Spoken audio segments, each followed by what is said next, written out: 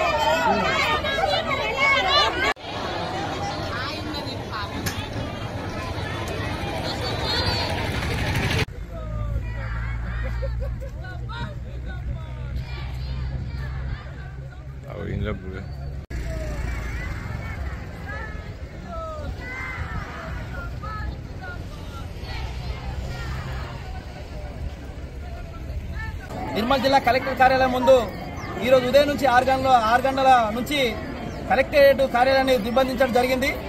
ఆశా వర్కర్లు గత 20 సంవత్సరాలు 20-30 సంవత్సరాల నుంచి ఆశా వర్కర్లు ధర్నాలు పోరాటాలు చేసి వినతి పత్రాలు ఇస్తుంటే ప్రభుత్వం ఇప్పటిదాకా స్పందించలేదు.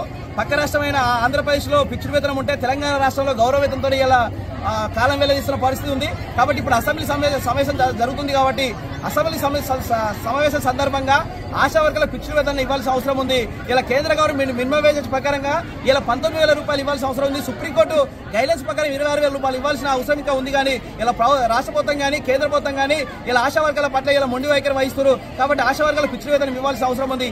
ఈ జిల్లాలో నిర్మల్ జిల్లాలో గత 2 సంవత్సరాల నుంచి లెప్రెస్ సర్వే డబ్బులు కానీ పల్స్ పోలియో డబ్బులు కానీ 2 సంవత్సరాల నుంచి అధికారుల అకౌంట్లలో ఇలా డబ్బులు మూలుగుతున్నా కానీ ఇప్పటిదాకా ఆశా వర్గాలకు ఇవ్వలేని పరిస్థితులు అయ్యేలా అది జిల్లా అధికారులు డిఎంహెచ్ గారు ఉన్నారు. కాబట్టి ఇప్పటికైనా లెప్రెస్ డబ్బులు కానీ పల్స్ పోలియో డబ్బులు కానీ వెంటనే రిలీజ్ చేయాల్సిన అవసరం ఇంకా ఉందని సిఐటి నిర్మల్ జిల్లా కాటిగా విజ్ఞప్తి చేస్తున్నాం.